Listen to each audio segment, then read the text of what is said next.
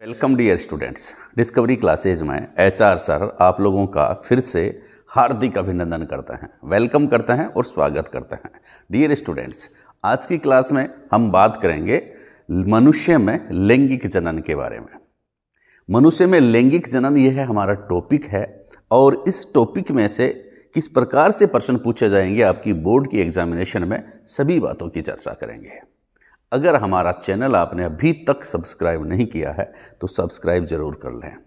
क्यों? क्योंकि यहाँ से अच्छी क्लास आप लोगों को मिलती हैं। बेल आइकन को भी दबा दें ताकि आपको अच्छी क्लास मिलती रहे, इसकी सूचना आपको मिलती रहे।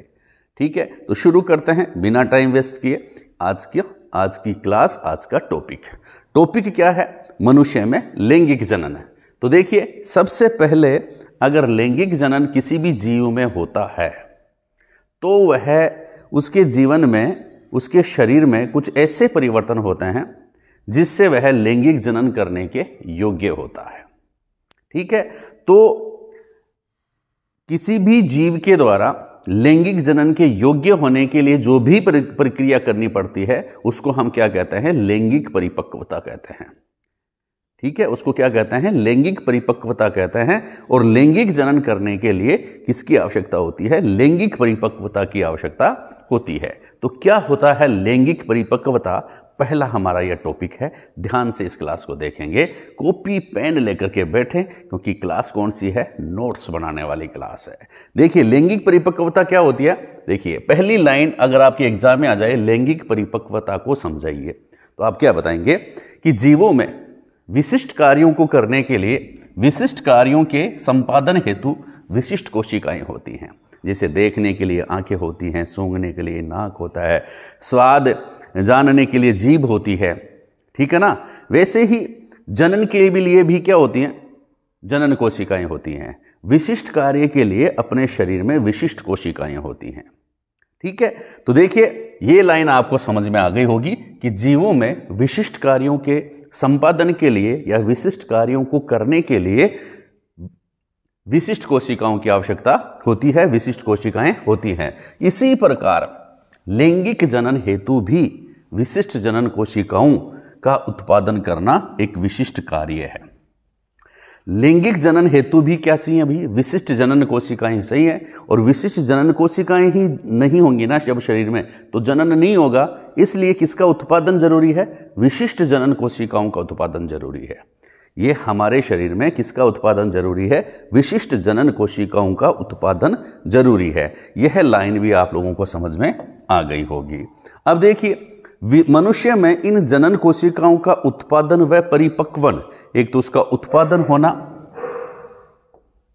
और उसका परिपक्वन होना, मनुष्य में इन जनन कोशिकाओं का उत्पादन व परिपक्वन एक विशेष आयु में होता है। विशेष आयु में इनका उत्पादन होता है वह उनका परिपक्वन होता है, जिससे मनुष्य जो होता है वह जनन के योग्य होता है। ठीक है, उस अवस्था को या उस आयु को हम क्या कहते हैं?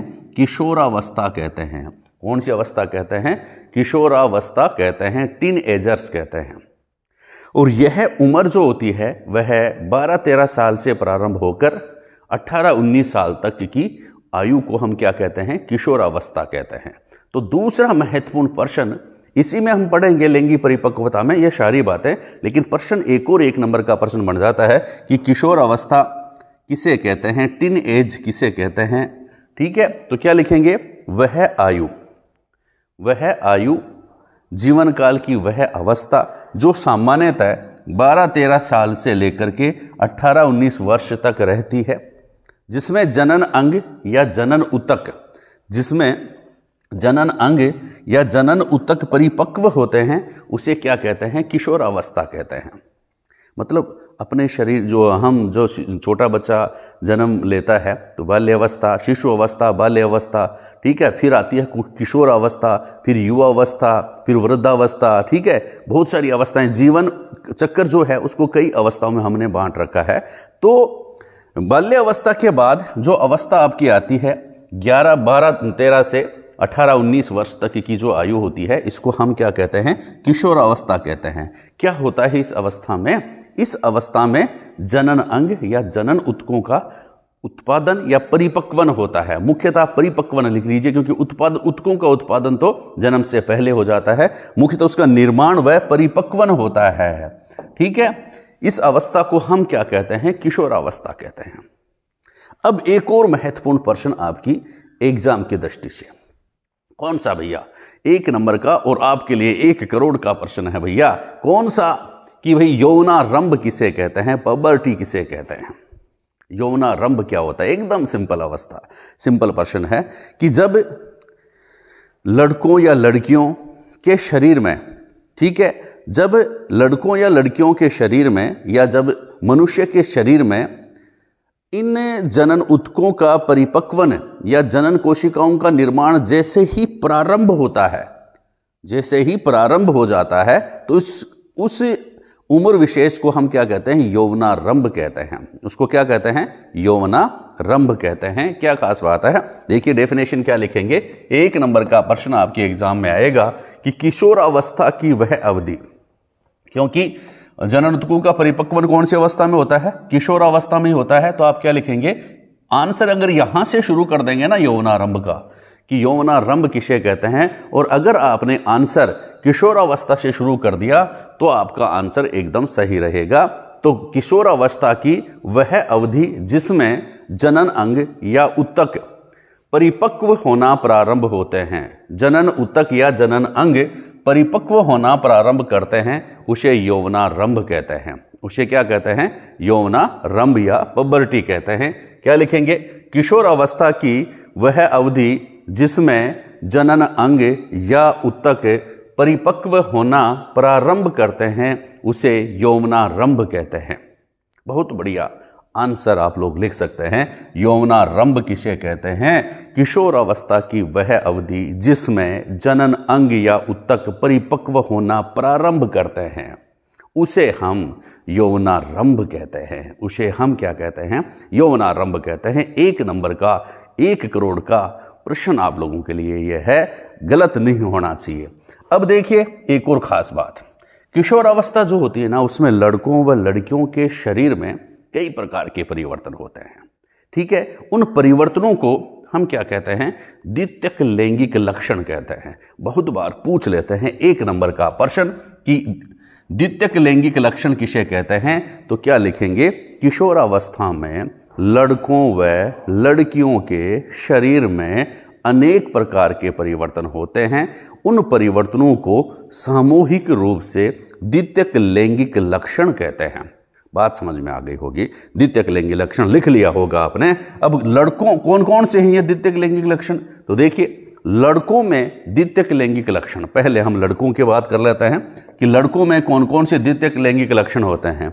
ठीक है, तो पहला लक्षण है चेहरे पर दाढ़ी मूछें आना। लड़के जो होते हैं उनके चेहरे पर दाढ़ी मूछें आना प्रारंभ हो जाता है। मूछा वालों रे नवाब, जोड़ी रो जवाब नहीं।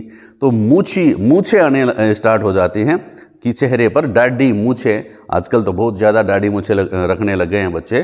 तो सॉरी, लड़कों के शरीर पर क्या आना स्टार्ट हो जाता है? दाढ़ी मूछें, चेहरे पर दाढ़ी मूछें आना स्टार्ट हो जाती है।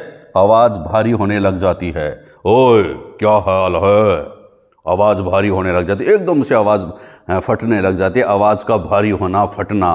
पेशियाँ जो होती है ना थोड़ी बलिष्ठ होने लग जाती है, बॉडी बनाने लग जाते हैं। बनाने लगाने वो अलग बात है, नहीं बनाएंगे तो भी पेशियाँ जो होती हैं वह बलिष्ठ हो जाती हैं।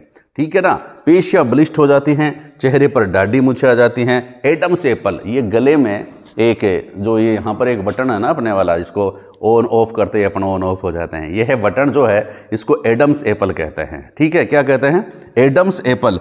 ये जो एडम्स एप्पल है या गले की जो गुठली है वह बाहर निकल करके आ जाती है। यह भी द्वितीयक लैंगिक लक्षण है। ठीक है, फिर आवाज़ का फटना, वही बात है, आवाज़ फट जाती है इस उम्र में। 12-13 साल की उम्र में अपने भैया को, अपने भाई साहब को, अपने किसी को घर में परिवार में देखना कि जब वह 12-13 या 14 साल के आसपास होता है तो उसकी आवाज़ फट जाएगी, एकदम से फटी फटी आवाज़ आएगी। वो कहेगी कि मेरे गले में क्या हो गया। तो उसका कोई बीमारी नहीं है, वह क्या है बच्चा? द्वितीयक लैंगिक लक्षण है। फिर शरीर पर कुछ नए भागों में बाल आना शुरू हो जाते हैं। जैसे सिर पे दाढ़ी मूछें तो हैं, इसके अलावा कांख वगैरह में भी बाल आना स्टार्ट हो जाते हैं। और जांघों के बीच या प्यूबिक क्षेत्र जिसको कहते हैं, जांघों के बीच का क्षेत्र क्या कहलाता है? प्यूबिक क्षेत्र कहलाता है। वहाँ पर भी बाल आना शुरू हो जाते हैं। तो ये मुख्यतः लड़कों के द्वितीयक लैंगिक लक्षण हैं। इसी प्रकार लड़कियों में भी द्वितीयक लैंगिक लक्षण उत्पन्न हो जाते हैं। कौन से हैं द्वितीयक, लड़कियों के द्वितीयक लैंगिक लक्षण? देखिए, पहला आवाज़ का पतली होना। आवाज़ जो होती है लड़कियों की पतली हो जाती है, अपेक्षाकृत ज़्यादा पतली हो जाती है, स्वभाव भी थोड़ा शर्मिला हो जाता है। दूसरी बात, स्तनों का विकास, शरीर पर स्तनों का विकास हो जाता है। ठीक है, स्तनों का विकास इनमें डेवलप हो जाता है। मासिक धर्म या रजोधर्म भी प्रारंभ हो जाता है। तीसरा महत्वपूर्ण लक्षण क्या है? उनमें मासिक धर्म या रजोधर्म भी प्रारंभ हो जाता है। कांख व जननांगी क्षेत्रों में बालों का आना, इनमें भी क्या होता है? कांख व जननांगी क्षेत्र जो हैं वहाँ पर बाल आना प्रारंभ हो जाता है। इसके अलावा लड़कों व लड़कियों दोनों में ही क्या है? श्वेत ग्रंथियाँ जो होती हैं वो ज़्यादा सक्रिय हो जाती हैं। हो सकता है सभी में नहीं हो, लेकिन ये भी संभव है कि सभी में हो भी जाएं। तो उनमें उस समय क्या होता है कि श्वेत ग्रंथियों में पसीना वगैरह, तेलीय ग्रंथियाँ जो होती हैं वो ज़्यादा सक्रिय हो जाती हैं। तो चेहरे पर फुंसियाँ, फोड़े ये होना प्रारंभ हो जाते हैं। तो ये कोई विशेष लक्षण नहीं है, ये इन्फेक्शन के कारण भी हो सकता है। तो ये मुख्यतः ये जो मैंने लिखाए हैं ये क्या हैं? लड़कों व लड़कियों में द्वितीयक लैंगिक लक्षण हैं। आज की क्लास में बस इतना ही। कल आप लोगों के लिए लेकर के आएंगे लैंगिक जनन जो होते हैं, उसमें जनन, नर जनन तंत्र और मादा जनन तंत्र के बारे में आप लोगों को बताएंगे, आपको समझाएंगे, आपको पढ़ाएंगे, आपको याद करवाएंगे। ठीक है, क्लास देखने के लिए थैंक यू, धन्यवाद। नोट्स बनाते रहें, पढ़ते रहें, आगे बढ़ते रहें। Thank you.